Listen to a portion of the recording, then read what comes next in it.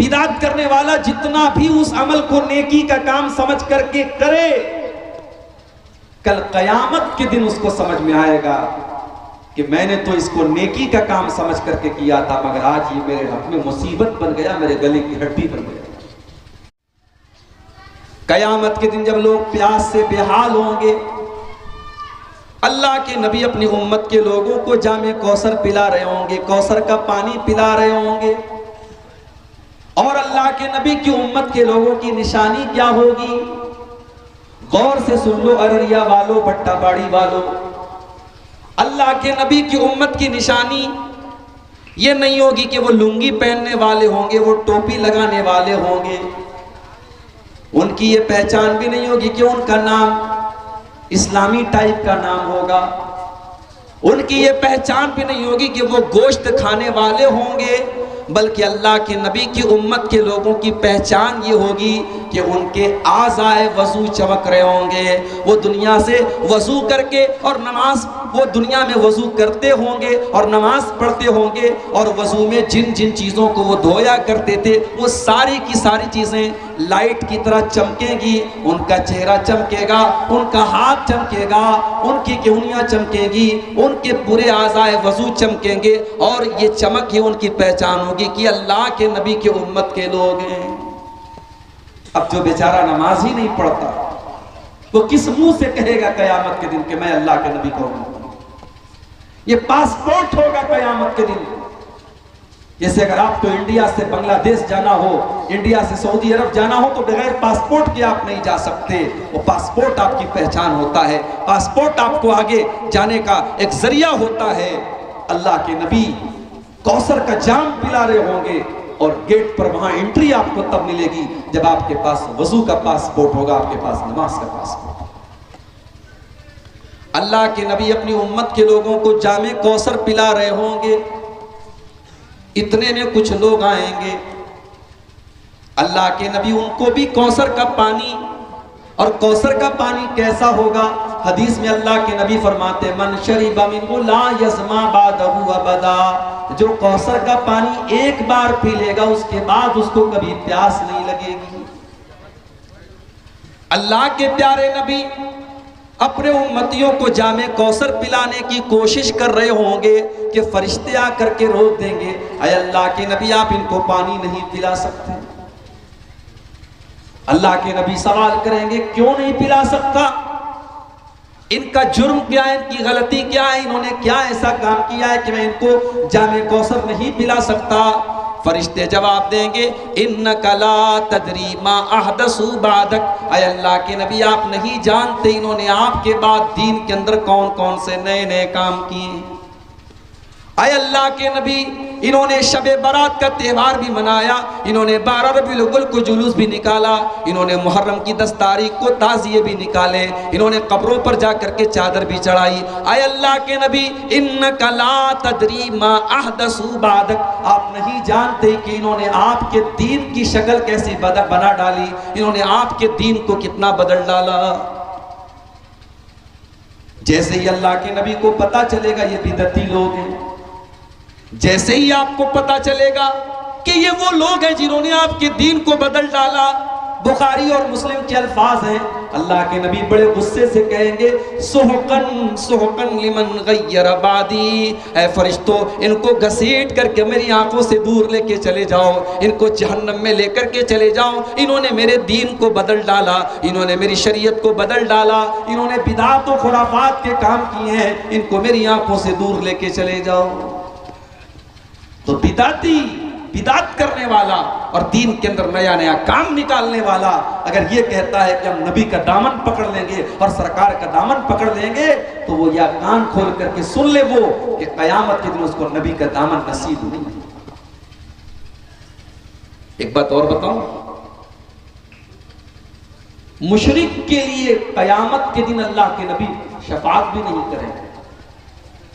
अल्लाह के नबी शफाअत करेंगे अपनी उम्मत के लिए, मगर आपकी उम्मत में भी अगर कोई मुशरिक होगा, कोई शिर्क करने वाला होगा, कोई अल्लाह के अलावा किसी और के आगे हाथ फैलाने वाला और किसी और के आगे सर झुकाने वाला होगा, अल्लाह के नबी उसके लिए शफाअत नहीं करेंगे।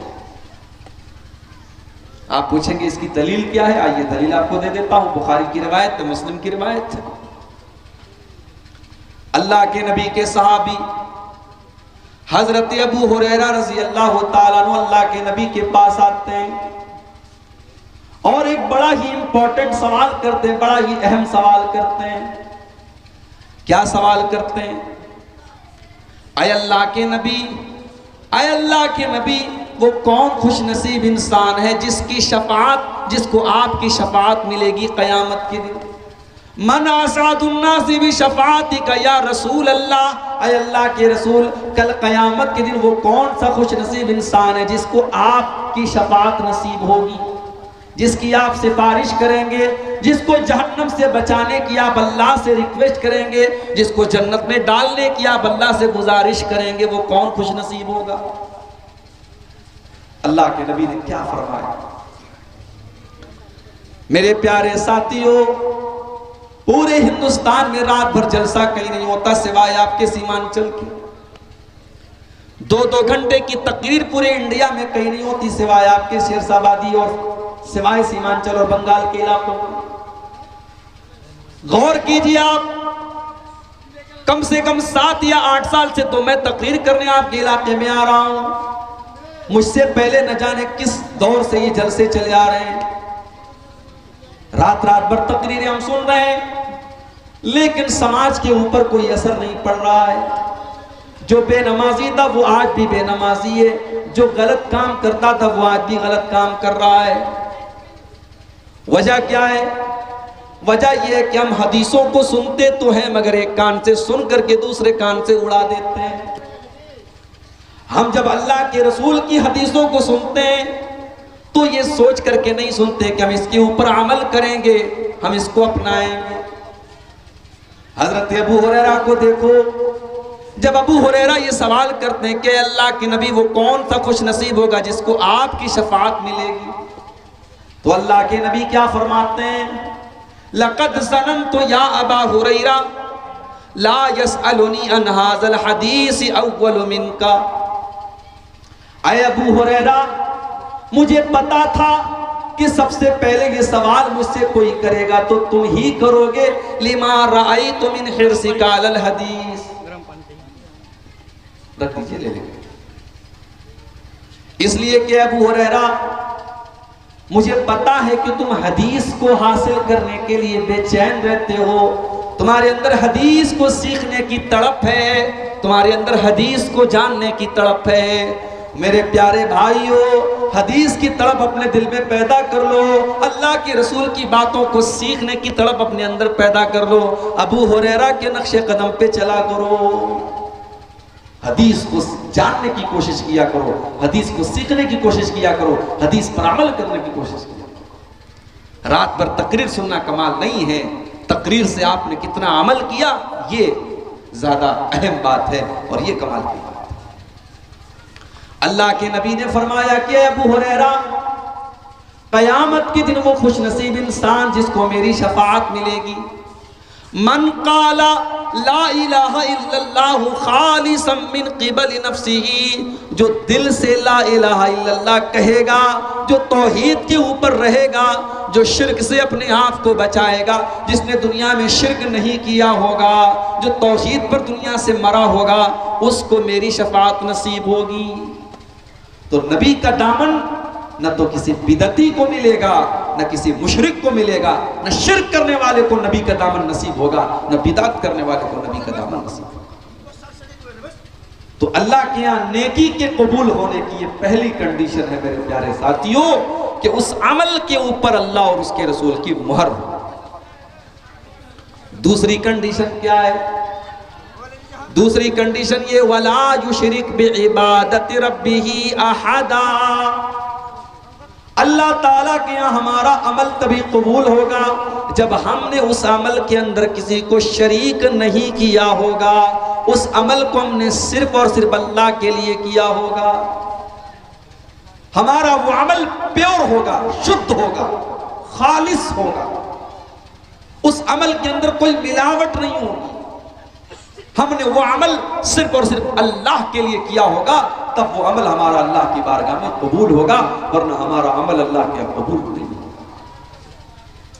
मेरे प्यारे साथियों, अब जरा अपने दिल पर हाथ रख कर के बताओ कि आपने नमाज आप जो पढ़ते हैं, आपने मदरसे में चंदा दिया, आपने ज़कात दिया, आपने हज किया, आपने उम्रा किया, आपने कोई भी नेकी का काम किया, जरा अपने अपने दिल पर हाथ रख करके सोचो और बताओ कि आपने वो अमल किसके लिए किया। अगर आपके अमल करने का मकसद ये था कि अल्लाह हमसे राजी हो जाए तो अल्लाह तो सवाब उसका जरूर आपको देगा। लेकिन अगर आपके दिल में ये आरजू थी, मदरसे में 1 लाख रुपया चंदा दे रहा हूं ताकि पूरे गांव के लोगों को पता चल जाए कि मैं कितना बड़ा सखी हूं, मैंने हातिम ताई की कब्र पे लात मार करके 1 लाख रुपया चंदा दे दिया। अगर आप हज करके इसलिए आते हैं कि ताकि पूरा गांव आपको हाजी साहब कह करके आपको सलामी दे, अगर आप नमाज इसलिए पढ़ते हैं ताकि आपको लोग नमाजी करार दें, तो याद रखो मेरे प्यारे साथियों, आपकी वो नमाज आपके मुंह पर मार दी जाएगी, आपका हज आपके मुंह पर मार दिया जाएगा, आपकी ज़कात और आपका सदका आपके लिए बर्बाद हो जाएगा। रियाकारी और दिखावा ये हमारी नेकियों के लिए मेरे प्यारे साथियों जहर है, जहर जो हमारी नेकियों को खत्म कर देगा। इसीलिए अल्लाह ने कुरान के 3 पारे में फरमाया, या अय्युहल्लज़ीना आमनू ला तुबतिलू सदकातिकुम बिलमन्नि वल अज़ा।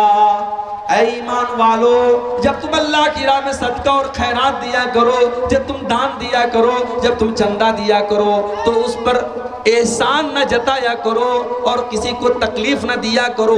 अगर ऐसा करोगे तो तुम्हारा सदका बर्बाद हो जाएगा। कल्लज़ी युनफ़िक़ु मालहु रिआअन नास, ऐ ईमान वालो, तुम उनकी तरह न हो जाना जो सदका तो करते हैं लेकिन लोगों को दिखाने के लिए करते हैं, जो मुनाफिकों का तरीका है, जो काफिरों का तरीका है। ऐ मुसलमानों, तुम वो तरीका मत अपनाना। रियाकारी और दिखावा ये काफिरों का तरीका है, ये मुनाफिकों का तरीका है। मोमिन नमाज पढ़ता है तो ये सोच करके पढ़ता है कि ये मेरी जिंदगी की आखिरी नमाज है। जब मोमिन नमाज पढ़ता है तो दिल उसका नमाज की तरफ लगा रहता है, दिमाग उसका नमाज की तरफ लगा रहता है।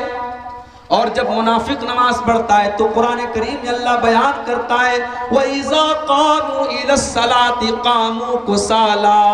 जब ये मुनाफिक लोग नमाज पढ़ने के लिए आते हैं, बड़ी सुस्ती के साथ, बड़ी काहिली के साथ आते हैं। युराऊन अन्नास, ये लोगों को दिखाने का काम करते हैं। ये अल्लाह के लिए नमाज नहीं पढ़ते, ये लोगों को दिखाने के लिए नमाज पढ़ते हैं। वला यज़कुरून अल्लाह इल्ला क़लीला, और ये बहुत कम अल्लाह को याद करते हैं, ये बहुत थोड़ा सा अल्लाह को याद करते हैं। रियाकारी करना ये काफिरों की निशानी है, ये मुनाफिकों की निशानी है। और अब मैं जो हदीस आपको सुनाने जा रहा हूं, ये वो हदीस है जिसको बयान करने के पहले हजरत अबू हुरैरा रज़ी अल्लाह ताला अन्हु बेहोश हो जाते हैं। हदीस को बयान करने के पहले हजरत अबू हुरैरा बेहोश हो जाते हैं। होश में आते हैं, लोग सवाल करते हैं कि अबू हुरैरा, आप हमको अल्लाह के रसूल की कोई हदीस सुनाने जा रहे थे। अबू हुरैरा कहते कि हाँ, मैं तुमको हदीस सुनाने जा रहा हूँ, मैंने अल्लाह के प्यारे नबी को ये फरमाते हुए सुना है। और इतना कहने के बाद अबू हुरैरा दोबारा बेहोश हो जाते हैं, तीन बार बेहोश होते हैं।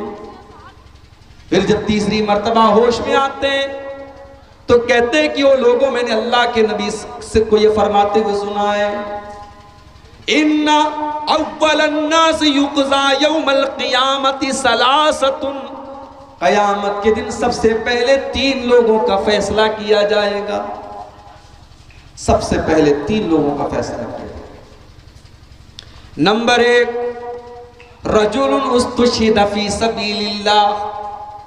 पहले नंबर पर वो इंसान होगा जो अल्लाह की राह में शहीद हुआ था, जो अल्लाह की राह में जिहाद करते हुए, जंग करते हुए, लड़ाई करते हुए अल्लाह की राह में शहीद हो गया था। उसको अल्लाह के सामने लाया जाएगा। अल्लाह पूछेगा मेरे बंदे, मैंने तुझको ताकतवर बनाया था, तुझे लड़ने के लायक बनाया था, तेरे जिस्म को मजबूत बनाया था, तूने क्या किया? बंदा कहेगा कातलतु फीका हत्ता तुशहिदतु, आय अल्लाह मैं तेरे रास्ते में लड़ता रहा, मैं क़िताल करता रहा, मैं जंग करता रहा, तेरे दुश्मनों को मारता रहा, हत्ता तुशहिदतु, यहाँ तक कि मैं शहीद हो गया।